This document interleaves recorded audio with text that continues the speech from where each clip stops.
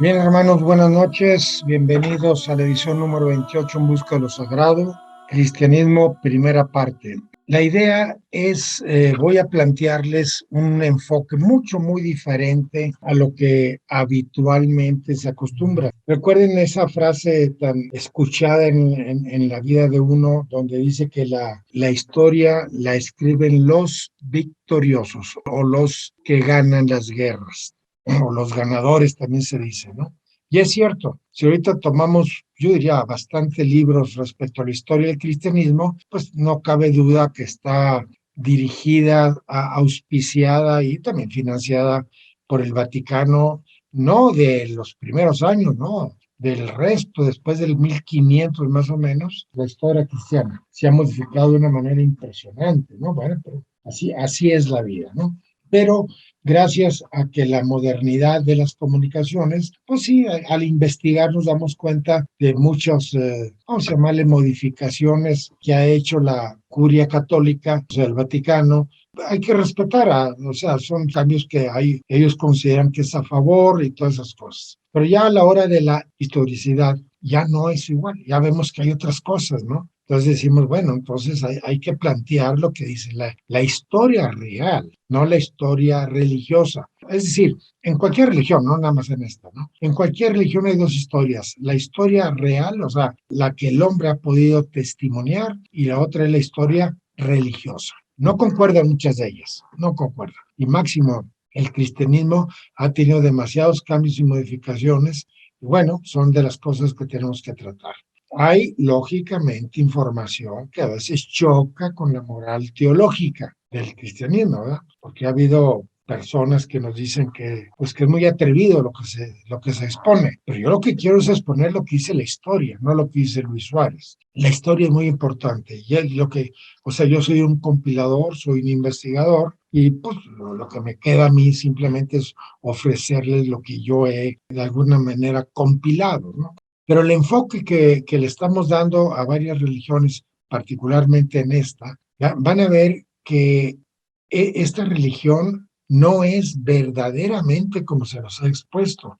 Vamos a ver que su origen, sin duda, es judío. Saulo de Tarso, sin duda, es judío. Pero antes de Saulo de Tarso, ¿qué provocó que este señor le hiciera unos cambios, o propusiera más bien, unos cambios a la religión judía, que a la postre se convierte en cristianismo primitivo? O sea, no hay un historiador de hoy, no hay un historiador, bueno, yo creo que de nunca, hablo de no historiador teológico, sino historiador de hechos, que diga que existió el cristianismo primitivo antes de Concilio de Nicea.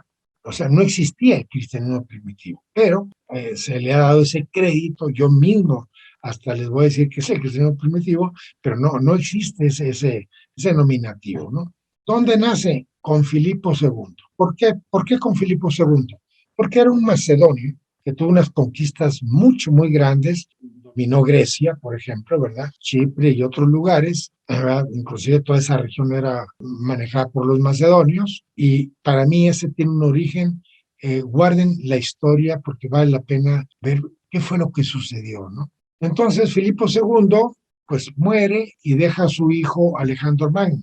Pero también se dice, como dice aquí al final, aquí dice, y es posible que también que Ptolomeo I Sóter sea hijo de Filipo II, que es probable, ¿no? Pero por lo pronto, Ptolomeo I Sóter es el fundador de la dinastía ptolemaica. Él fue, Filipo II puso a Ptolomeo I Sóter, y él fue, hagan de cuenta, el primer faraón ptolomeico. Ptolomeico es Macedonia, ¿eh? Pasa un poquito de tiempo y el otro, bueno, es decir, Alejandro Magno, hijo de Filipo II, se dedicó a hacer conquistas tremendas. Creo que es uno de los guerreros más connotados de la historia antigua, donde pues ha tenido varios créditos, ¿no? Por ejemplo, fue el rey de Macedonia, hegemón de Grecia, faraón de Egipto en el 332, gran rey de Media y Persia en el 331, hasta que murió, por cierto, muy joven. Bien, entonces, este señor Alejandro Magno es el que le vamos a dar también un segundo crédito, porque el primero lo debe tener Filipo II, porque él fue el que conquistó Egipto, ¿verdad? Obviamente, y también Grecia, ¿eh? obviamente, y entonces pues hay que darle ese crédito. Pero dos de sus hijos, por lo pronto Alejandro Magno, que nadie en duda que fue su hijo, tal vez Ptolomeo I de Soter, tal vez no haya sido hijo, pero cuando menos súper cerca de Filipo II. Si no, tal fue un entenado o algo parecido, ¿no? Bueno, ¿dónde nace mi historia? Donde surge ideas filosóficas, teológicas diferentes a todo lo que sucedía en Grecia, bueno, en Macedonia en este caso. Grecia era de Macedonia ya, pero no le cambiaron el nombre, seguía siendo Grecia, pero el dominio era, en este caso, Alejandro Magno, ¿no? Entonces, Alejandro Magno genera esta ciudad que se llama Alejandría, o sea, era Alejandro, ¿no? Entonces, gracias a su nombre, o debido a su nombre, le puso Alejandría, que está en el norte de Egipto, y está a la orilla del lado oeste del Rey Nilo, y fue una ciudad sumamente, vamos a llamarle, rica en muchos sentidos, pero de alguna manera tuvo un crédito muy particular que fue la biblioteca más grande, por muchos años, más grande del mundo. Inclusive aquí, como dice más abajo, Biblioteca de Alejandría, situada en la ciudad egipcia de Alejandría, dice que pudo albergar hasta 700,000 volúmenes. Entonces, esto lo creó Ptolomeo I de Soter con ayuda de Alejandro, obviamente. Alejandro era el guerrero, ¿no? Y Ptolomeo de Soter pues, era el faraón. Entonces, entre ellos dos hicieron la Biblioteca de Alejandría. Aquí, hermanos, aquí nace para mí, vamos a llamarle ese cambio muy particular del cristianismo en general. Yo voy a tener que decir que el cristianismo primitivo no existió como tal, para mí no existió, pero tengo que decirlo porque es una frase que está pues, en muchos volúmenes, muchos libros, ¿no? La historia teológica ni se diga, ¿no? Pero bueno, pero vamos a demostrar qué fue lo que pasó. ¿Por qué la palabra Cristo, que no existía, cuándo existió y qué fundamentos podemos dar? Un paréntesis nada más para ir conformando, vamos a llamarle un poco la historia. Este párrafo debe estar después, obviamente, por tiempos, ¿eh? Pero conviene que lo mencionemos ahorita porque nos va a ayudar. Miren, Biblia, biblos significa libros, ¿no? Dice aquí que la Biblia es una recompilación de textos que en un principio eran documentos separados llamados libros, escritos primero en hebreo, arameo y griego. Este sí es la cronología, ¿eh? Primero fueron los hebreos, luego fue como ciudadanos y como idioma. Los arameos igual, y luego los griegos, porque los griegos dominaron los arameos dominaron, no dominaron, cambiaron, se transformaron de los hebreos. ¿Sí? Esa es la historia.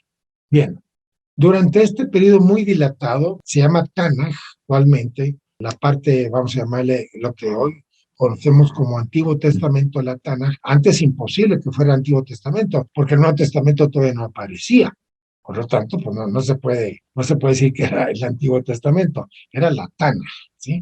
O sea, la Tanaj, que hoy lo conocemos como Antiguo Testamento, tiene su conformación en la Septuaginta, ¿verdad? Así llama, porque bueno, dicen que 70 sabios, de hecho fueron 73, compilaron, transcribieron, modificaron, etcétera, la Tanaj. Podríamos decir ahora así, la Biblia judía. Biblos como libros, la Biblia judía.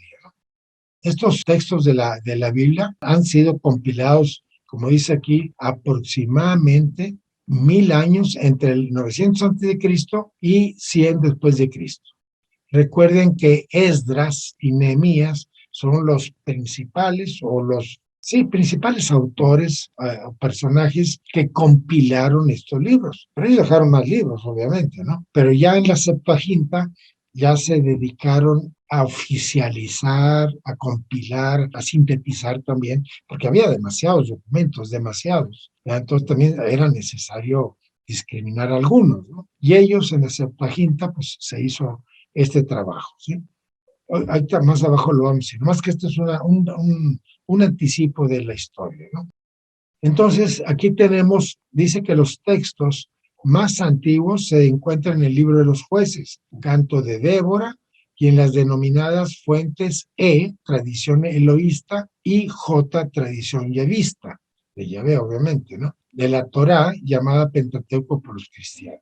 Y es cierto, estamos hablando que es el Deuteronomio, ¿no? Que es el judío. Y es cierto, esto sí es histórico, esto digamos que hay testimonios de la historia del hombre, realmente lo puede compilar. Pero fíjense, el único libro completo hasta la fecha, bueno, de origen a la fecha, más antiguo es el de Oseas.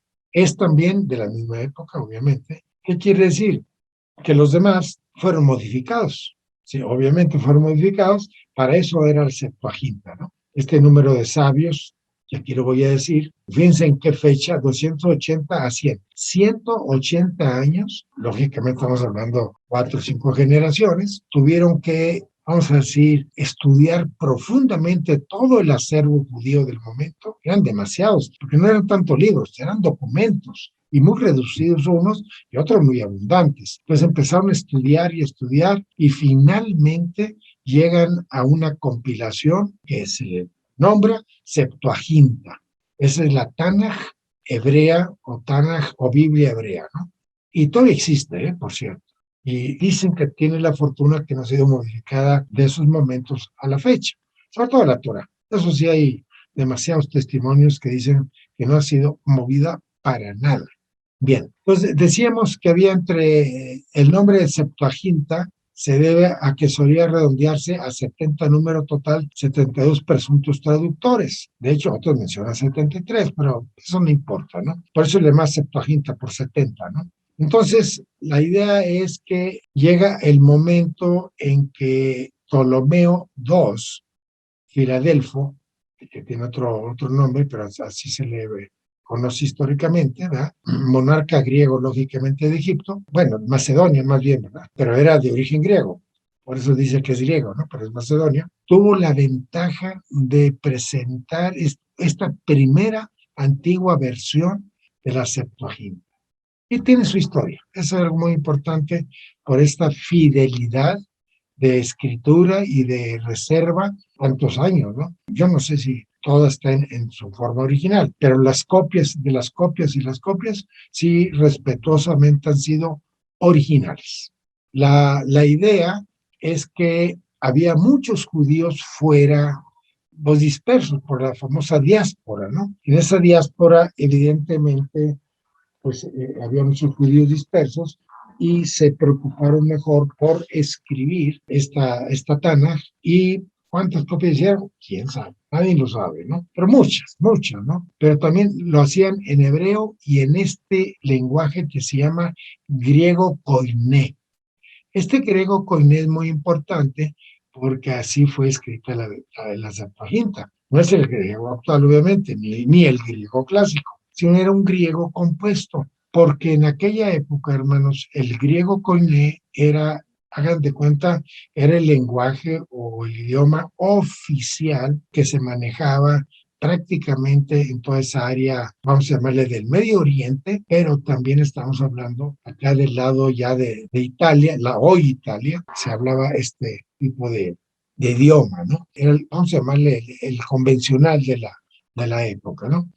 Entonces, posteriormente, ya la Biblioteca de Alejandría toma una fuerza impresionante, que entraban y salían gente. Recuerdan cuando hablábamos de Pitágoras, de Herodoto, de Hesíodo, de todos ellos, Platón también, etcétera. Iban, obviamente, que iban a Alejandría y ahí los preparaban, hablando del punto de vista erudición o instrucción, ahí los preparaban. Dicen, fíjense que esto no es histórico, pero bueno, hay autores que dicen lo mismo que estoy diciendo ahorita. Dicen que después de estar en la biblioteca de Alejandría, los llevaban a Egipto, que estaba así celosamente controlado por los mismos faraones, obviamente, pero para la parte iniciática también. Voy a hacer un paréntesis que vale la pena. En esta época, estamos hablando de 200, 300 años antes de Jesús, ya Egipto, ya lo que se llama la Esfinge Gizeh y todo lo que es, vamos a llamar lo que le dicen equivocadamente mitología egipcia, para mí es una religión, pero para muchos es la mitología egipcia, ya estaba acabada, ya estaba destruida, despedazada de una manera impresionante. Ya le hablamos en los primeros capítulos de En Busca de lo Sagrado, ya habíamos dicho que desde el año 1700 se cierra el Egipto subterráneo. ¿Quién sabe cómo? Porque no hay historiador, arqueólogo que nos diga qué fue lo que pasó. ¿Por qué se cerró el Egipto subterráneo? Así, tan herméticamente, recuerden, 1700 años antes de Jesús. Permaneció cerrada hasta en el 1812 o 14, que con las huestes de Napoleón, y por accidente, por cierto, descubrieron que había un Egipto subterráneo. Vean todos los años, 3.400 años, 3.500, pero o algo así. Cerrado el Egipto subterráneo. Bueno, ya ahorita ya sabemos, ya ahorita hay más de 1.700 metros entre pasillos y cámaras del Egipto subterráneo, que ya se puede saber muchas cosas. Pero en esta época que estamos hablando, 200, 300 años antes de Jesús, el Egipto no existía el subterráneo, estaba herméticamente oculto. Y para algunos, basta con repetir, dicen, o sea, leyenda, dicen que poquísimos podían bajar con la autorización de ciertos hierofantes. Pero aquí hay un error. En esa época no había hierofantes, ya eran sacerdotes. Pero bueno, pero tengo que decirlo, porque en la investigación pues uno lee eso, ¿no?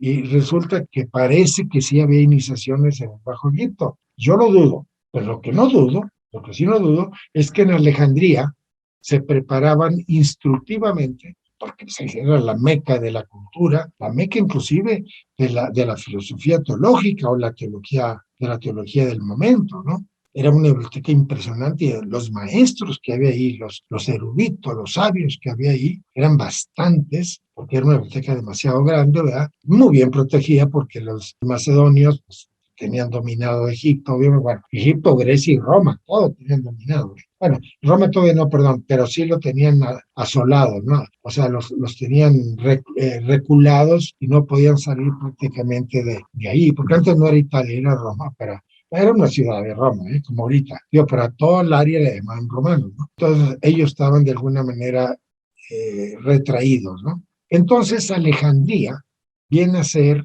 la biblioteca, de Alejandría viene a ser el verdadero gestor de la teología, ahora sí llamada, para mí mal llamada, cristianismo primitivo. Pero vean cómo se origina. Esto es muy importante. En el momento tengo que ver esto, la revuelta de los macabeos, porque gracias a la revuelta de los macabeos surge la nueva teología, vamos a llamar, pero dentro del hebraísmo, dentro del judaísmo.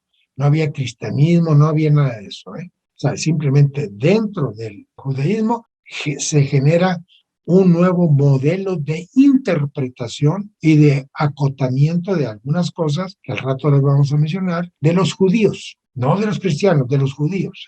Ese es el origen. Pero gracias a la revuelta de los macabeos. ¿Por qué?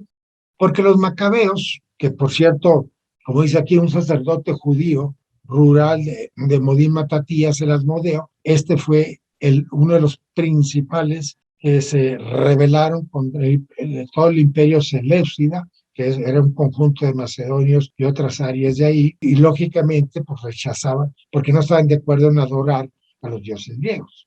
Eso sí que la mitología griega los macedonios la adoptaron, ¿no? Entonces, estos judíos dicen, no, nosotros no queremos saber nada de la mitología griega, o los dioses griegos, mejor dicho, ¿no? Entonces, aquí viene una historia donde Matatías mata a un judío helenístico. Esto también ya lo hemos visto por ahí en personajes, en otros personajes, ¿no? Mata a un judío helenístico porque no interrumpieron el sacrificio de Matatías, ¿no? Bueno, él y sus 5 hijos huyeron a las montañas de Judá. Bueno, no conviene leer todo esto, eso lo puedo mandar. Pero lo que sí quiero decirles es que gracias a los macabeos nace este personaje que se llama Jonatán Macabeo. Este Jonatán Macabeo es el que restauró prácticamente el templo. El templo estaba destruido, el de Salomón, y luego se hizo el templo de Zorobabel, y aquí lo recuperan. O sea, no lo reconstruyó, más bien lo recuperan, y sobre todo logra Jonatán Macabeo negociar con los romanos para regresar el culto judío a este templo de Zorobabel, que estaba muy decaído, estaba muy acabado. Lo modernizaron, si quieren, lo reconstruyeron, ¿no? Pero no lo hicieron. ya estaba hecho, ¿no? Pero lo restauraron, vamos a llamarlo así, ¿no? Pero sobre todo logran, gracias a los romanos, en un convenio que hizo Jonathan Macabeo, se restaura la libertad religiosa. O sea que los judíos ya podían asistir a la sinagoga, o sea, al templo. Era templo antes, no era sinagoga, era templo, y ahí empezaron los judíos a tomar cierto tipo de fuerza, ¿no? Este es otro origen muy importante, porque hay que sumar varias cosas y son los que verdaderamente generaron un cambio, pero en la religión judía. Eso es muy importante. Aquí el cristianismo, menos el catolicismo existía. El catolicismo ya fue mucho después, ¿no? Pero aquí lo importante es esto, ¿no? Que aquí está la base de un cambio judío muy importante. Resulta que Filón de Alejandría, vamos hablando del año 20 antes de Jesús, dice que es un filósofo judío helenizado nacido en el año 20 antes de Jesús y muere en el 45 después de Jesús, o sea, 65 años aproximadamente. Este señor, para mí, es el padre del cambio o el padre de, vamos a llamarle, del fermento, vamos a llamarlo así, ¿no? Del fermento de la semilla cristiana. ¿Por qué? Porque él fue uno de los primeros que sale de la Biblioteca de Alejandría y se mueve, se sale de ahí, viaja a algunos lugares, inclusive visita Jerusalén y empezó a generar algo que dice aquí apologético, o sea, apología. O sea, él trató de hacer un comparativo, fíjense qué interesante, entre la fe judía y la filosofía helenística. Quiso compararlo. Hoy le llamamos religiones comparadas, ¿no? Bueno, nosotros ahorita aquí en la Sociedad Mexicana de Filosofía Hermética estamos muy dedicados también a la analogía de las religiones, porque todas vienen de Egipto, esa es nuestra tesis. Egipto es la madre, la base de todas las religiones. Pero en este caso, los judíos ya estaban libres de alguna manera y Filón de Alejandría busca una analogía entre la fe judía y la filosofía helenística. Y pues, como se dice vulgarmente, entra vamos a llamarlo ahorita, a Judea, a todas esas regiones, entra con la intención de convencer esta tesis. Pero que quede claro, Filón de Alejandría ya estaba en la Biblioteca de Alejandría, era un experto en toda la teología egipcia, ¿no? Era experto, pero no le convenía, yo diría que la razón era de primero triunfa y después cambia, ¿no? Las cosas. Entonces, él no le convenía manejar la teología egipcia, mejor agarró la helenística, o sea, la macedónica, la de los griegos, macedonios, etcétera, de la región, con la judía y quiso hacer sus comparativos. Bueno, pero vean lo que sigue. Lo puso en rojo porque tiene importancia. Filón fue el primero en pensar en Dios como el arquitecto del universo, a diferencia de Platón, para quien el demiurgo es un artesano. Así decía Platón. Y de Aristóteles, para quien el mundo es increado. Así decían ellos. Dice, en su obra concedió gran importancia a la providencia divina y a la gracia. Esto no lo tenían ni los griegos, al contrario, había mucha belicosidad entre los dioses y eran como casi epopeyas, ¿no? Bélicas, ¿no? En cambio, él no, él viene, a Filón de Alejandría, viene a generar un modelo interpretativo diferente. Esta es una raíz muy importante, que el cristianismo lo pregona actualmente, bueno, siempre lo ha pregonado, perdón, hasta actualmente, que es que hay un concepto de providencia divina y la gracia. O sea, hay gracia de los dioses para con nosotros, siempre y cuando uno sea preceptor de sus normas, ¿no? Dice, reconociendo que el mundo es de Dios y no de los hombres. Entonces, pero ojo, ahorita el mundo creemos que es el planeta Tierra. No hay duda, ¿verdad? Cualquiera de nosotros dice, no, pues el mundo es el planeta. No, en aquellos momentos, mundo eran estados de la creación. Para algunos había dos mundos, y de los cielos, para otros tres mundos, otros cuatro mundos, los judíos, cuatro mundos, el mundo asilútico, el mundo briático, el mundo yesirático, el mundo asiático, en hebreo, que es el mundo divino, el mundo asilútico es el mundo divino, el mundo briático es el mundo arcangélico, el mundo yetzirático es el mundo angélico y el mundo asiático es el mundo de la humanidad. Entonces, mundos eran niveles de creación, no era el planeta Tierra. Nada más un paréntesis, ¿no? porque aquí lo mencionamos porque así está escrito en la historia, ¿no?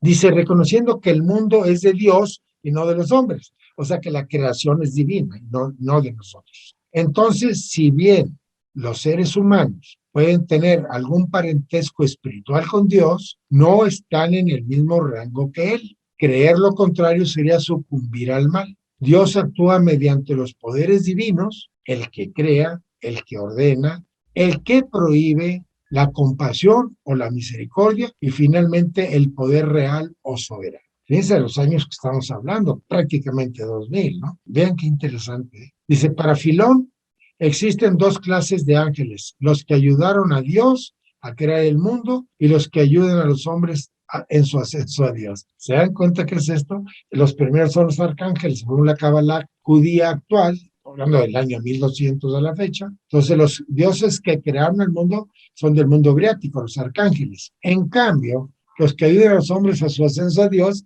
es el mundo angélico, el mundo hierático. Vean cómo Filón puso las bases. Bien, hace un poquito de tiempo, este señor Hillel, se puede escribir con una L o con doble L, fue un eminente rabino y maestro judío, el primer erudito que sistematizó la interpretación de la Torá escrita. Actualmente se le reconoce como uno de los más grandes cabalistas de la historia judía, Hillel. ¿Por qué lo pongo? Porque fue el abuelo de Gamaliel, instructor de Saulo de Tarso, hoy Pablo. Vean cómo vengo ligando desde los macedonios, bueno, también, lógicamente, la Biblioteca de Alejandría y otros sabios.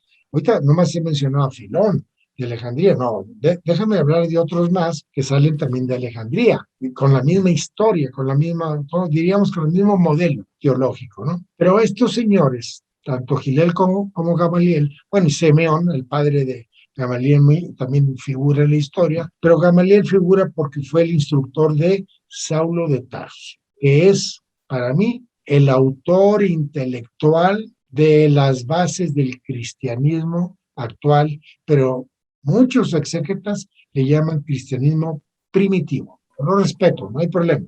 Vamos a llamar cristianismo primitivo, pero no existía, ¿eh? Históricamente no existía el cristianismo primitivo en estas fechas, ni despuesito, ¿no? O sea, el cristianismo sale después del año 200. No se conoce su nacimiento, pero muere a los 63 años, instructor de Saulo de Tarso. Gamaliel, ¿eh? Estamos hablando de Gamaliel, ¿no? Entonces, él no conoció a Jesús, tampoco Saulo de Tarso.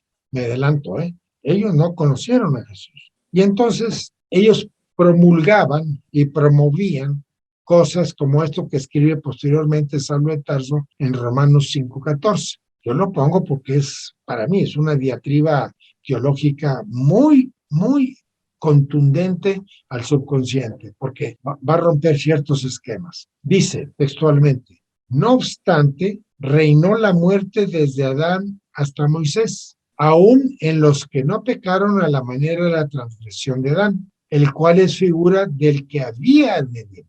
¿Cómo interpretar esto? Muy complicado, si no se tienen las bases místicas, ¿no? Pero miren, de Adán a Moisés, estamos hablando del diluvio, entonces aquí también es importante hacer un poco de historia real o humana, vamos a llamarle, donde el diluvio, en la última deglaciación de Ur, que así se le llama, W diéresis UR, Ur, fue hace 11.500, 12.000 años, terminó la deglaciación. Y empezó hace 150.000 años. Poco a poco empezó, y en esta fecha de 11.500 o 12.000 termina la deglaciación. Para mí ese es el diluvio. O sea, más bien el mito o el hito del famoso diluvio de Moisés, ¿verdad? Pero ¿por qué reinó la muerte desde Adán hasta Moisés? Pues porque no se tenía el programa de la inmortalidad. Vean mi tesis, ¿eh? Espero que la guarden con cierto celo y después la pueden desechar o aceptar, ¿no? Dependiendo. Pero como no teníamos el programa de los Nefelim, de los hijos de los dioses, porque eso viene en el capítulo 6 del Génesis, antes del diluvio, momentos antes prácticamente, cuando los hijos de los dioses llegaron a las hijas de los hombres y les generaron hombres y gigantes, que en hebreo es Nefelim. Entonces, este programa de los Nefelim precisamente es después del diluvio. Bueno, perdón, antes del diluvio, en el diluvio, vamos a llamar así, ¿no? Dice, aún en los que no pecaron a la manera de la tradición de Adán. O sea, aquí no importaba si habían pecado o no, lo que le llamamos famoso pecado de Adán, ¿no? De la desobediencia a Dios, que tampoco es cierto, ¿no? Eso lo tenemos que dar otro momento, pero eso es, hay que analizarlo de otra manera, ¿no? Pero lo que sigue es muy importante, el cual es figura del que había de venir. Ah, bueno, es que gracias a este programa nosotros vamos a tener un despertamiento místico, obviamente, de tal manera que podemos encontrar dentro de nosotros mismos la solución para la ascensión, primero, perdón, la resurrección y ascensión hacia los creadores, los arcángeles, ahora sí, el Padre, como decía Jesús, el Padre celestial, obviamente, ¿verdad? Bien. Entonces, este Romanos 5:14 de Saulo de Tarso es un rabino bien instruido, súper bien instruido, dominaba muy bien toda esta situación y él empezó a generar cambios. Él no estaba de acuerdo que en la sinagoga, perdón, sí, ahora sí podemos hablar de sinagoga, ¿no? Creo que la historia teológica habla de Caifás, Anás y Caifás. Eso sí existió, eso es histórico, pero realmente él no estaba de acuerdo con esto. Y todo el lío que nosotros leemos de que Jesús entró a la sinagoga y sacó a la gente y se enfrentó a los rabinos, a los sumos sacerdotes, porque el rabino es una cosa y sumo sacerdote es el sacerdote es administrativo del templo, ¿no? Y también de la región, por supuesto. Entonces, el Saulo de Tarso no está de acuerdo con eso. Entonces, él se enfrentó a ellos queriéndoles decir que está bien, que la religión judía, pues era un fariseo, Saulo de Tarso, ¿eh? Un fariseo consumado. Él y su padre y su familia eran fariseos, o sea, eran rabinos, dicho de otra manera. Esto permite a nosotros también encontrar una realidad de estos orígenes. ¿Por qué? Porque lo que le sucedió a él está escrito en la persona de Jesús. Y esto es histórico, ¿eh? Muchas cosas que le pasó a Saulo de Tarso están en los evangelios, pero a nombre de Jesús, el Cristo. Bien. Vean los evangelios, esto sí, del Vaticano. El Vaticano acepta que el Evangelio de Marcos se hizo entre los años 66 y 88. ¿Por qué hay imprecisión? Porque son varios pergaminos y como que no estaban de acuerdo en precisar la fecha y por lo tanto se menciona este gran apertura de fechas, 76-88, sí, estamos hablando de 22 años, pues mucho, ¿verdad? Bueno, pero así la historia, ¿no? El Evangelio de Mateo es del año 90. Fíjense los años que pasaron de la muerte de Jesús, y hablando con la historia teológica. El Evangelio de Lucas, 115, y el Evangelio de Juan, año 150. O sea, ¿quién no conoció a Jesús? Marcos y Lucas. Hablando en historia teológica, Marcos y Lucas no conoció a Jesús. Mateo y Juan sí lo conocieron, según la historia teológica, ¿eh? Bien, pero ¿cómo lograron ellos, a los 150 años, Juan, cómo logró, o Mateo a los 90 años ya había muerto, pero el Evangelio lo escribieron en el año 90, según las pruebas, pues entonces no fue Mateo, o Mateo no conoció a Jesús, porque si Jesús muere a los 30, habían pasado 60 años. ¿Sí me explico? O sea, si Mateo hubiera nacido en el año 0 y conoció a Jesús, porque teológicamente sí lo conoció, hagan de cuenta que vio a morir a Jesús a la edad de 30 años, 33, perdón, y muere a los 90 y escribe el Evangelio. Muy difícil de sostener esta posibilidad, muy difícil. Más difícil es Juan, porque Juan fue el que estaba en la cruz junto con las tres Marías y Salomé. Entonces no checa, ¿no? Salvo que Juan haya sido un inmortal, no un longevo, porque nadie duraba esa edad, ¿no? Pero sí un inmortal, dando créditos, ¿eh? Es la única manera, si un inmortal, sí, estuvo en la cruz, hizo todo lo que conocemos y escribió esto. Vean lo difícil que es manejar estas fechas que el Vaticano acepta. Aquí hay una historia no escrita, bueno, una escrita y otra no escrita, ¿no? Pero es base, mis hermanos. Aquí es algo que se maneja mucho en la alquimia, ¿ya? Se maneja mucho de que Simón Pedro era un inmortal, era un alquimista, un inmortal. Se maneja que Saulo de Tarso, en sus correrías religiosas, obviamente, conoce a este señor. Su nombre de nacimiento es Simón, en hebreo así se escribe de derecha a izquierda, Shimón, y en gematria, para aquellos que nos gusta la gematria, vale 5, que para los místicos es la quinta esencia, y a mí te los importancia, es la quinta esencia. Dice, pero recibió Jesús el nombre de Pedro, del griego Petra, de latín Petra o piedra. De aquí, hermanos, sale la famosa piedra de los filósofos. Por eso digo que es alquimista. Dijo, al reconocer que el maestro era el Mesías, el Hijo de Dios, esto viene en Mateo, escrito en Mateo 16, 7, 19, Marcos, etcétera, etcétera, para indicar que sería la piedra angular de su iglesia.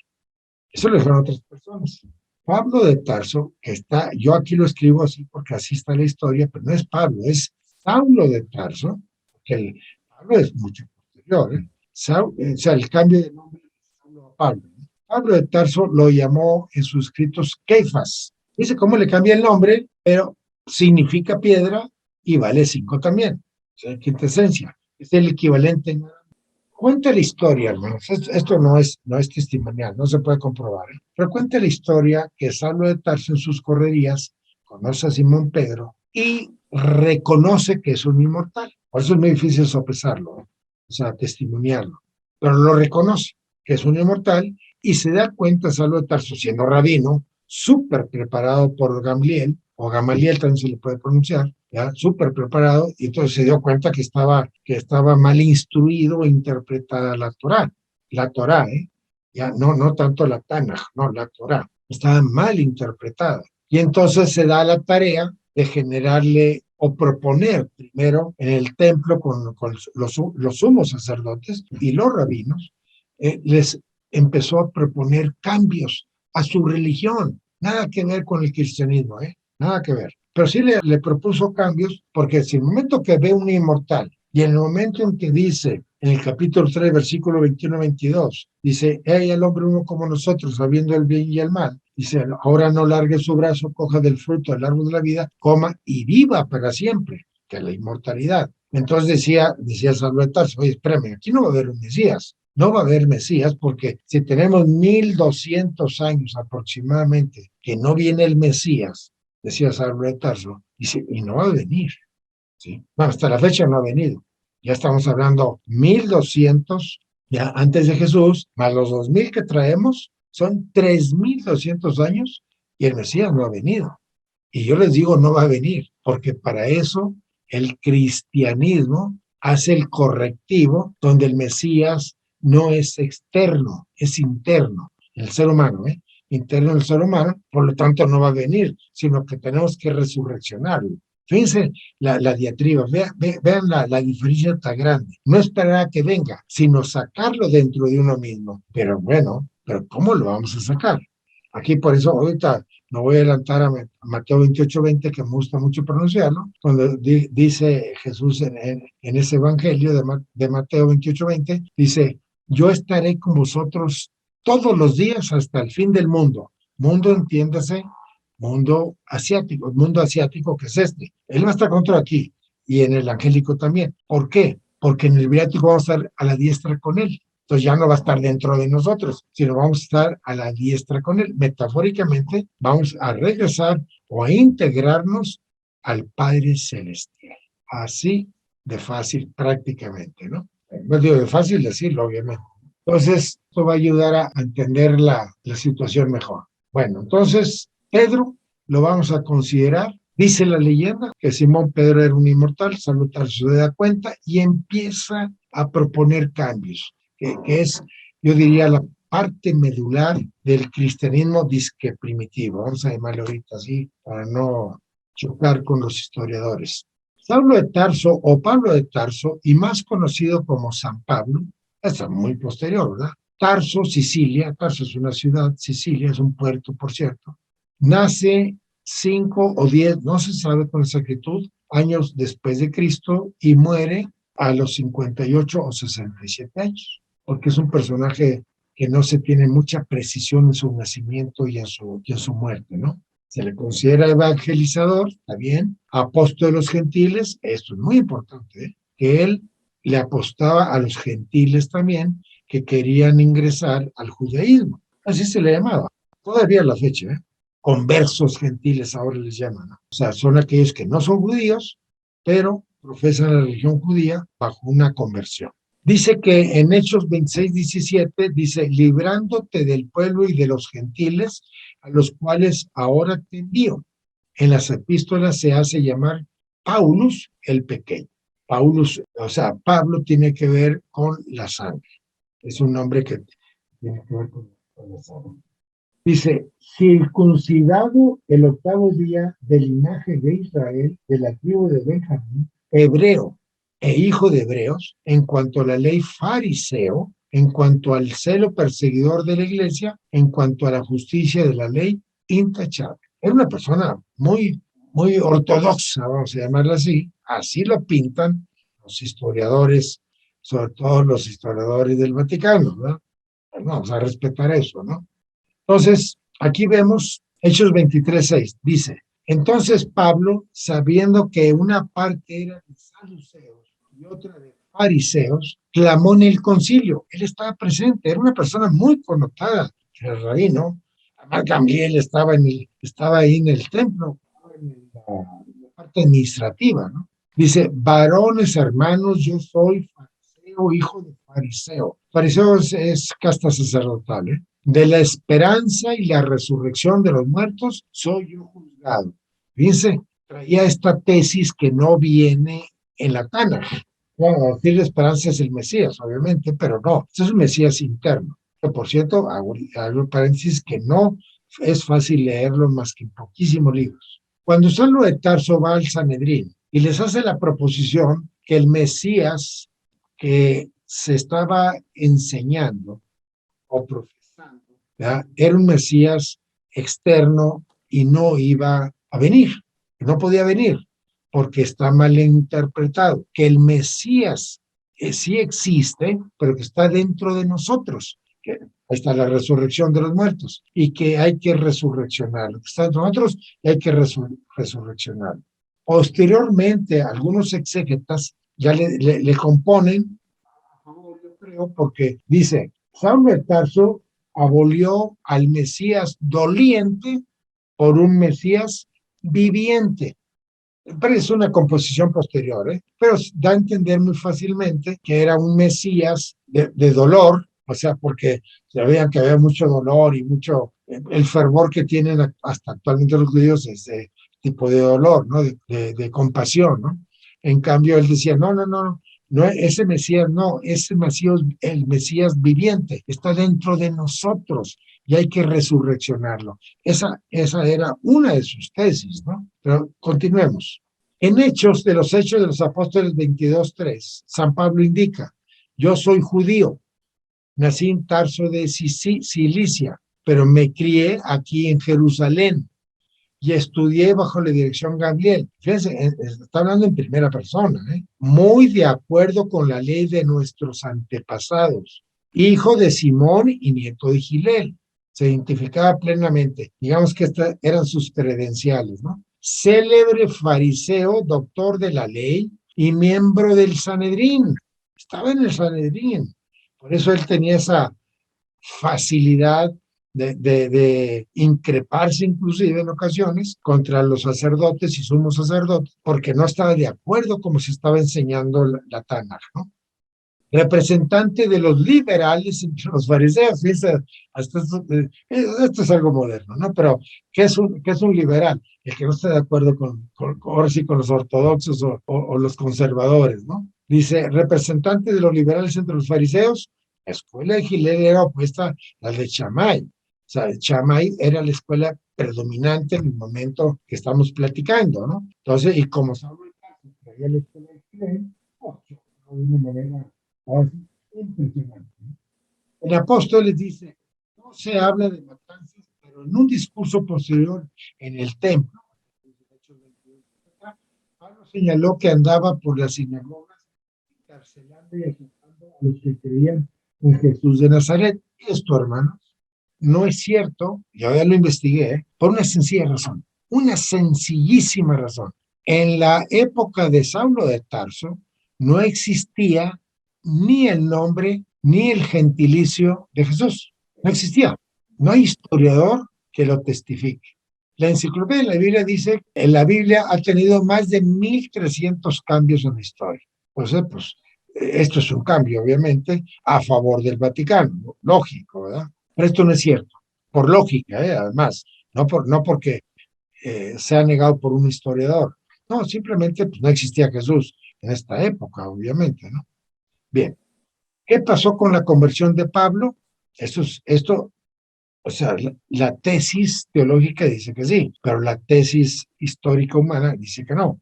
Bueno, que no tiene testimonio, perdón. No es que no haya existido. No hay testimonio. Dice lo que está en rojo, ¿eh? Sucedió que yo yendo de camino, cuando estaba cerca de Damasco, de repente le rodeó una luz venida del cielo, cayó en tierra y oyó una voz que le decía, Saulo, Saulo, ¿por qué me persigues? Él respondió, ¿quién eres, Señor? Y él, yo soy Jesús, a quien tú persigues. Pero levántate, entra en la ciudad y se te dirá qué debes hacer. Lo mismo aplica para lo anterior. El nombre Jesús no existía. Pero bueno, para seguir con la trama, tenemos que aceptarlo provisionalmente al menos, para algunos y otros fehacientemente, ¿no? O sea, eso no importa. Pero aquí viene algo importante, Damasco. Esta palabra tiene una raíz que se llama dam, que en hebreo es sangre, as y ko en varios idiomas, y sobre todo en el español, que está traducido, es Damascus en latín, ¿no? Y Damasco en español. Co es acompañado de o lugar de también, ¿no? Entonces, y as es uno. Entonces, es el que acompaña la unidad de la sangre.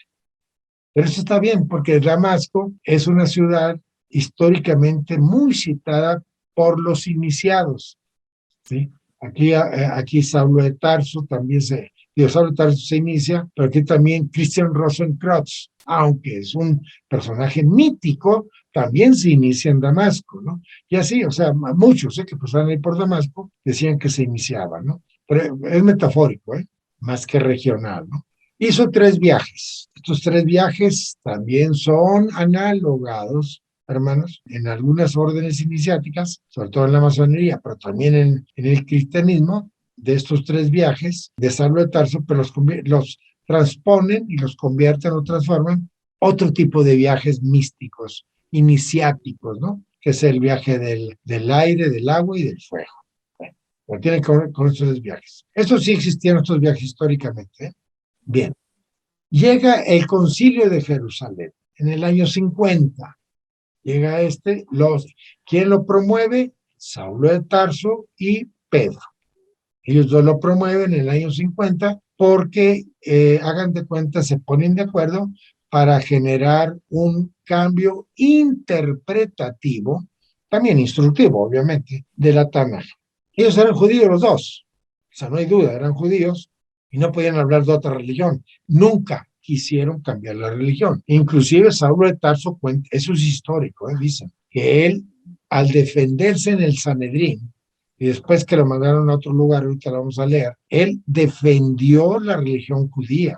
Él defendió todas las reglas, todas las normas, todos los usos y costumbres de la religión judía. Que aquí viene en este párrafo precisamente. Vamos a leerlo quizá rápidamente, hermanos, con tal de darle más fuerza a lo que estoy diciendo. Dice, cuando el periodo ritual de 70 días estaba por cumplirse, algunos judíos procedentes de la provincia de Asia vieron a Pablo, que es Saulo de Tarso, en los recintos del templo y le acusaron de patrocinar una violación de la ley y de haber profanado la santidad del templo, introduciendo en él a unos griegos.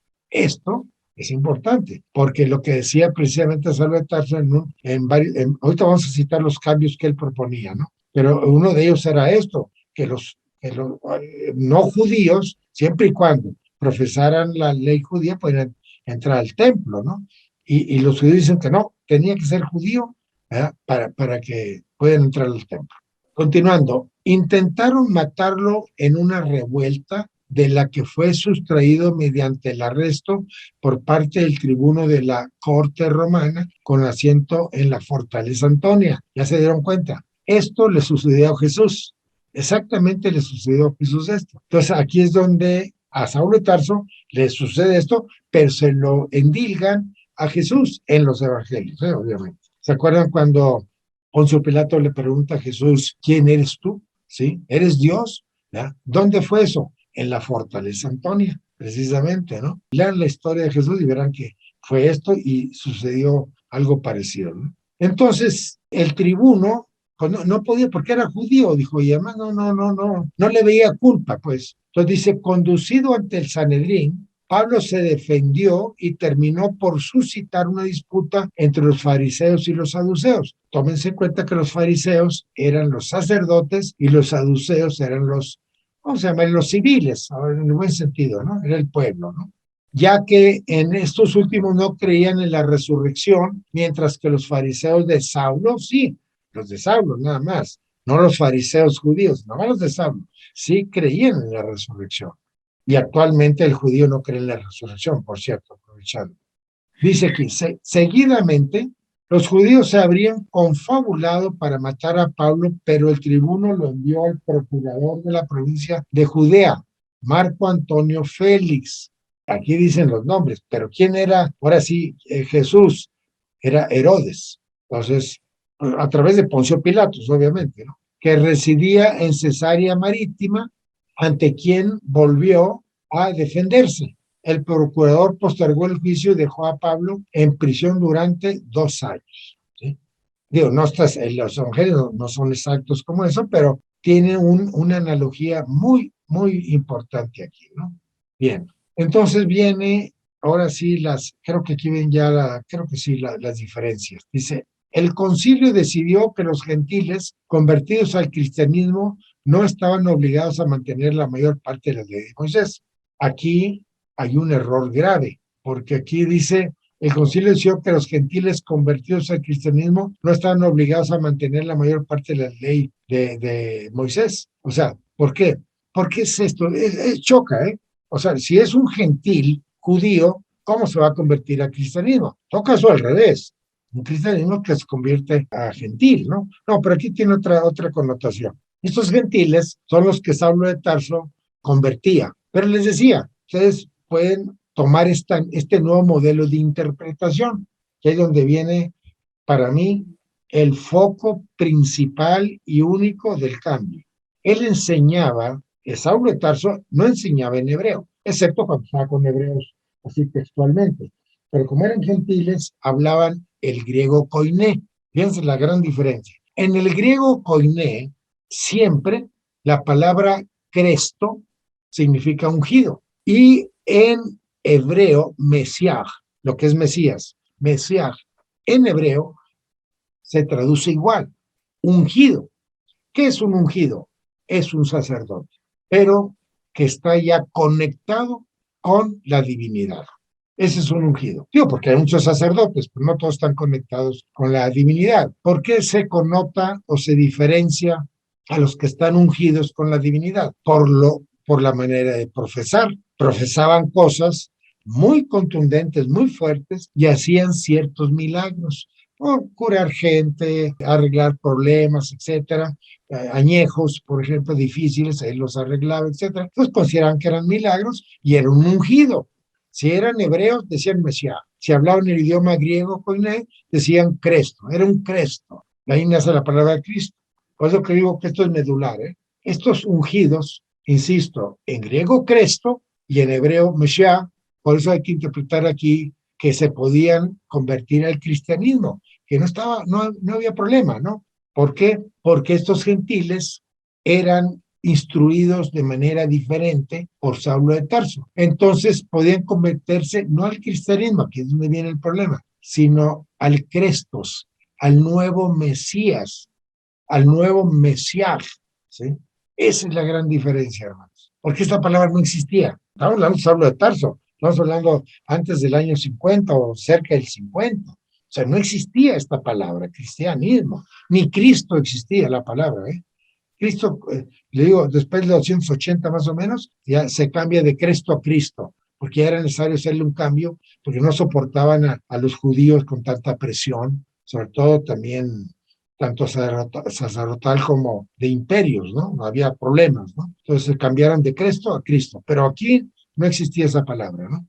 Entonces dicen, ok, miren, ustedes que están convertidos, que son diferentes, ¿verdad? No son judíos, pero tienen otra información, entonces crean en el Cristo, que es el cristianismo que está escrito aquí, ¿no? Pero lo dejé a propósito, ¿eh? Porque así está escrito, ¿eh? Pero es así. Entonces, que es parte de la ley de Moisés, no hay problema, ¿no? Dice, incluyendo las normas relativas a la circuncisión de los varones. El concilio hizo, sin embargo, conservar las prohibiciones de comer sangre, la carne que contiene la sangre, la carne de los animales muertos, no adecuadamente. Ahí viene el famoso kosher, o sea, un animal muerto sin el ritual no se debe comer. Y sobre la fornicación y la idolatría, lo que a veces es referido como el decreto apostólico o cuadrilateral de Jerusalén. ¿Sí? Bueno, voy a hacer un paréntesis a propósito, ahorita regresamos, lo que buscaba Saulo de Tarso. Esenios. Mucha gente, hermanos, pero mucha gente relaciona que Jesús era esenio.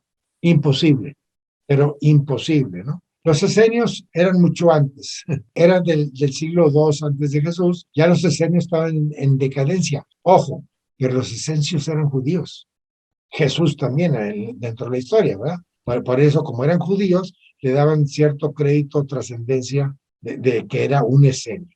Pero lo curioso es que de los esenios, los pocos que escribieron, como Flavio Josefo, también Plinio el Joven, entonces, pues sí escribieron de ellos, pero nunca relacionaron a un Jesús, vamos a llamarlo así. Nunca. Ni una sola vez, ¿eh? Ni una sola vez. Pero se escribe, bueno, yo lo puse porque habría que tomarlo en cuenta, o sea, no ignorar, porque alguien va a preguntar, oye, ¿los esenios? Bueno, aquí ya está. Pero ¿cuál es la realidad de los esenios? Que se traduce como santos, ¿no? O piadosos. Hasid es piadoso, ¿no? O compasivo, ¿no? Pues porque estos personajes, estos esenios que vivían a un ladito del Mar Muerto, hagan de cuenta, a orillas del Mar Muerto, eran súper respetados, ¿verdad? Y eran casi intocables porque no hacían nada, vivían en cuevas, tenían una ley sumamente restrictiva, reducidos en la forma de comer, en la forma de actuar, no usaban el comercio, nada, o sea, eran prácticamente ermitaños en el buen sentido, ¿verdad? Y por lo tanto, pues no hacían daño a nadie, ¿no? Y dicen que de ahí Jesús estuvo, cosa totalmente improbable, ¿no? Bien, vamos a abordar el templo de Jerusalén, ¿sí? En hebreo se pronuncia Bet Hamikdash. Dice, fue esa el santuario más importante del reino de Judá y del judaísmo hasta su destrucción en el año 70 después de Jesús, ¿no? Se destruyó este templo. Y dicen que Herodes lo reconstruyó. Digo, puede ser que haya hecho algo, ¿no? Pero no lo reconstruyó totalmente, ¿no? Pero no importa. Este templo se localizaba en la explanada del Monte Moriah, en la ciudad de Jerusalén, posiblemente donde se encuentra la cúpula de la roca, ¿ya? Y la mezquita de Al-Aqsa, lo que ahorita es el muro de lamentos, todo lo que conocemos, ¿sí? Este templo, el de Zorobabel, que se hizo en el año 515 antes de Jesús, ahí en Jerusalén, fue destruido 70 años después de Jesús, ¿sí? Ese es el segundo templo. O sea, hay tres templos para los judíos, ¿eh? El primer templo es Salomón, el segundo es Zorobabel y el tercero se le llama Templo de la Jerusalén Celeste, que no existe físicamente. Se le atribuye a un templo metafísico, o sea, en la residencia del Padre Celestial desde el punto de vista del cristianismo, y para los cabalistas y hebreos es lo que le llamamos el paraíso. Bien, esta historia ya lo dejamos así. También me vi obligado a entrar con el gnosticismo. ¿Sí? ¿Por qué? Porque el gnosticismo también fue una secta judía y esenia, ¿verdad? Pero era una variante. ¿Sí? Estos señores ya podían salir, porque el esenio no, el esenio era ermitaño. O sea, hagan de cuenta que no salía de sus lugares. En cambio, el gnóstico sí salía, sí podía salir, sí, inclusive predicaba y hacía ciertas cosas fuera, etcétera. Tuvieron muchos problemas. ¿Por qué? Pues porque los romanos, evidentemente, ya los romanos dominaban, porque no lo dije, gracias a la trifulca de los macabeos y los romanos, derrotan a los macedonios, ¿no? O sea, a los griegos. Entonces ya aquí había cierto tipo de displicencia teológica. Entonces aquí tenemos, yo invito a que veamos el Primandro, libro cuarto 16, y la piedad es el conocimiento de Dios. Quien quiera que lo conozca estará lleno de todo lo bueno, tendrá entendimiento divino. ¿Por qué lo puse? Porque el Primandro está ahorita escrito en Egipto subterráneo, en jeroglífico, y tiene más de 5,000 años. Por eso les digo yo que la religión egipcia es la madre, la gestora de todas las religiones, porque de ahí sacaron muchos esta información, ¿sí? Pasamos ahora a este personaje que para mí fue uno de los más grandes, podríamos decir, modificadores del Evangelio de San Juan. Irineo de León, conocido como San Irineo, vivió en el año 130 en León, Francia, obviamente, 202. Fue obispo de la ciudad de León desde 189, considerado como el más importante adversario del gnosticismo del siglo II. Su obra principal es Contra las herejías. Ya para esto había pasado mucho tiempo, había muchas guerras y dominios y problemas, etcétera, y se había perdido muchas cosas y predominaba el miedo aquí, ¿no? Pero Ireneo de León lo que hizo fue modificar el Evangelio sobre todo de San Juan. Esto se lo digo porque ya los estudios actuales, el Vaticano lo acepta también. El Evangelio de San Juan tiene 3 tipos de escritura diferentes, o sea, de manos diferentes me refiero, en caligrafía, ¿no? Entonces, una de ellas pues de León. ¿Por qué? Porque como escribió libros, sabemos cuál es su caligrafía, se compara con el Evangelio de San Juan y esa es, o sea, intervino, modificó, pero vamos a preasumir que fue en beneficio. No pensemos mal, ¿no? Vamos a decir, bueno, lo modificó en beneficio porque también los evangelios no eran enteros, eran parciales, ¿no? Eran papiros parciales. Entonces, pues, hagan de cuenta que los corrigió, por decir algo, ¿no? Entonces, la gnosis del momento y también la tesis de Irineo León, que estaba en contra de la gnosis, que era el conocimiento personal, es donde él hace una mezcla del conocimimiento personal a la divinidad personal. Entonces, ese es el crédito de Irineo León, que hace que el ser humano tenga o se perciba dentro de sí mismo la solución de la escatología y de la parte divina, de la adoración, de todas esas cosas, como dice aquí también, el conocimiento y el entendimiento, porque el entendimiento es muy importante, hermanos, ¿sí? Bien, entonces, dice San Irineo, porque pues ya lo santificaron, ¿verdad? Ni cuenta se dio, pero ya lo santificaron. Dice San Irineo, la salvación significa divinización de la carne. Esto es difícil, ¿eh? ¿Qué es divinización de la carne? La alquimia, la inmortalidad, obviamente. Por eso el Hijo de Dios se encarna para divinizar la carne. Está bien, ¿eh? Fíjate que está bien. Si le damos una interpretación mística, pues está correcto, porque mientras la carne no se perfeccione, seguimos estando en una metempsicosis. Estamos muriendo y naciendo, pero en cambio, cuando se diviniza la carne, cuando se entra a este nivel de divinización, se logra la inmortalidad. Dice, la carne, por ser materia para los gnósticos, es corruptible y acabará con la aniquilación. ¿Está bien? Metempsicosis. Por eso la carne de Dios no es real. Fíjense qué curioso, ¿verdad? Esto lo estoy transcribiendo, ¿eh? Por eso la carne de Dios no es real. Pues no, Dios no tiene carne. Pero dan a entender que carne viene de Ka, que significa en egipcio, ¿eh? Significa cuerpo sutil. Arne es urna. Es la urna del cuerpo sutil. Y entonces sí, por eso la urna del cuerpo sutil de Dios no es real. ¿Sí? ¿Por qué? Porque está entre nosotros. Hay que resurreccionarla y ascenderla para poder cumplir con estos propósitos. Dice, sino aparente docetismo, perdiéndose así los misterios de Jesucristo. La carne es esencial para San Irineo. El hombre per se es carne, pero una carne destinada a la salvación. Esto se llama alquimia, ¿sí? Una carne destinada a la salvación. Esto se llama inmortalidad.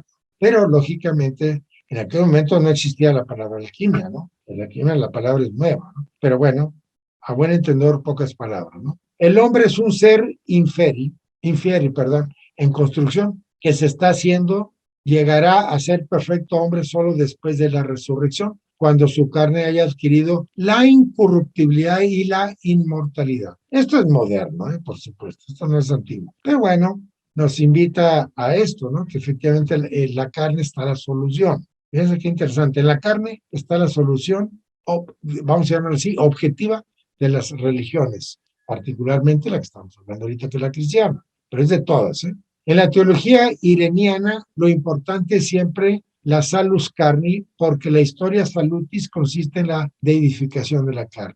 Queremos lo mismo. Si vemos el Poimandres, libro 4, 25, dice, les digo que esto está escrito hoy en jeroglífico hace más de 5,000 años y se conserva en el Bajo Egipto, ahí abajo ahí ¿cómo se llama? El Valle de Fiché, ahí lo podemos encontrar. Dice, mas el alma que se introduce en el cuerpo de un hombre, si se mantiene en el mal, nunca gozará de la inmortalidad, ni será partícipe del bien. En el 60 dice, Hermes considera también esto, o sea, versículo 60, le dice a Hermes, considera también esto, oh hijo, que Dios ha conferido libremente al hombre por encima de todas las cosas vivas. Estas dos, a saber, la mente y la palabra o razón, equivale ello a la inmortalidad. Vean, esto tiene, hermanos, más de 5,000 años. No, perdón, más de 6,000 años. Es algo impresionante para mí, es impresionante porque es la base precisamente de la religión, ¿no? Mis hermanos, en la próxima vemos de Valentín de Alejandría para que vean otro señor, otro sabio de Alejandría, Orígenes, que se hizo, nace en otro lugar, pero él va a Alejandría, su carrera le hizo en Alejandría, en fin, y ahí vemos que de Alejandría sale toda la información, porque era la meca de la cultura teológica del momento, ¿no? Entonces, aquí lo vamos a dejar. Vean cómo inicié un nuevo modelo de interpretación. Aquí todavía no entramos al cristianismo, ¿eh? Aquí nada más llegué a ver el por qué esta inconformidad teológica de estos judíos, porque eran judíos todos ellos, que no estaban de acuerdo con vamos a llamarle con la... Yo esto ha sido casi toda la vida, ¿no? Estos rabinos, ¿cómo se llamarle? Como rebeldes, ¿no? Rebeldes a lo que en esos momentos se enseñaba la Tana. No estaban de acuerdo. Entonces, por ejemplo, Saulo de Tarso, una de sus principales, bueno, varias de sus principales inconformidades, decía que ya no hay que aplicar la circuncisión, no hay que comer de animales en nombre de Dios, que las sinagogas, que no es obligatorio asistir a sinagogas, que se puede orar, disertar, instruir fuera de las sinagogas. Esas cosas les chocaban a la parte, vamos a llamarle, de los sacerdotes del Sanedrín, pues, lógicamente porque perdían hegemonía, perdían control y hasta comercialización perdían. Entonces se estaban en contra de todo eso, ¿no? Y eso que le pasó a Saulo de Tarso está en los evangelios, pero a nombre de Jesús, algunos pasajes, no todos, obviamente, ¿no? Pues bien, mis hermanos, como les dije, van a encontrar cosas muy difíciles de comprender, ¿verdad? Y también de testimoniar, pero cuando uno se mete a la historia y hace cierto tipo de comparativas, sí hay problemas muy serios que no concuerdan con la tradición teológica del Vaticano. Y yo respeto y debemos de respetar lo que el Vaticano está haciendo porque son modalidades con tal de, vamos a llamarle así, del punto de vista teológico nada más, no financiero ni comercialización, no, teológicamente, pues buscan que el ser humano se adhiera a vamos a llamarle ahora sí, a este flujo divino de la humanidad, ¿no? Y ojalá, porque la religión es un buen mitigante, al menos desde el punto de vista moral, de la humanidad, ¿no? Eso, digo, no criticando la parte, ni metiéndonos en la parte financiera y donde se meten ellos hacer otras cosas, ¿no? Aquí lo importante es lo que está escrito. ¿Sirve o no sirve? Eso es lo importante. Entonces la idea es, como ya les dije, el Mandro para mí es uno de los mejores libros que hay, como el libro de los muertos, también el Bardo Todol. Por cierto, anoche en una de las clases de tarot que estamos dando, yo les decía que el libro de los muertos, ¿verdad? De tanto el Bardo Todol como el de los egipcios, que hay una diferencia tremenda de años, porque el libro de los egipcios ahorita está escrito, tiene más de 6,000 años, ahí está en jeroglífico, en cambio el Bardo Todol es del año 600 de esta era, pero no importa, ninguno de los dos habla lo que hay después de la muerte, habla del proceso de la muerte, eso sí, habla del proceso de la muerte, porque para mí es el proceso de la inmortalidad, pero no importa, aquí lo importante es ¿hay vida después de la muerte? No hay libro sagrado que cite qué hay, qué tipo de vida o qué hay después de la muerte. Bueno, pues entonces eso se los dejo de tarea, como dice por ahí, pero es parte de nuestro, en busca de lo sagrado, es parte de nuestra búsqueda, precisamente encontrar un satisfactor, ¿verdad? Pero ojalá muy bien argumentado, por eso yo prefiero darles el uso de la palabra para que retroalimenten, si tienen ustedes otra investigación, retroalimenten, ¿verdad? Y que todos aprendamos de todos con la intención de irnos a las bases, sobre todo exhaustivas e investigadas, pero eliminando el dogma. Hay que eliminar el dogma, hermanos, porque cuando uno se apega al dogma, pues ya no funciona la investigación, ¿no? Pues esa es la idea. Bien, mis hermanos, pues terminamos aquí. Nos vemos en la próxima, continuando con Valentín de Alejandría en adelante. Y van a ver que esto es muy interesante. Bueno, todo es muy interesante. Gracias por estar con nosotros y hasta pronto. Suspendemos.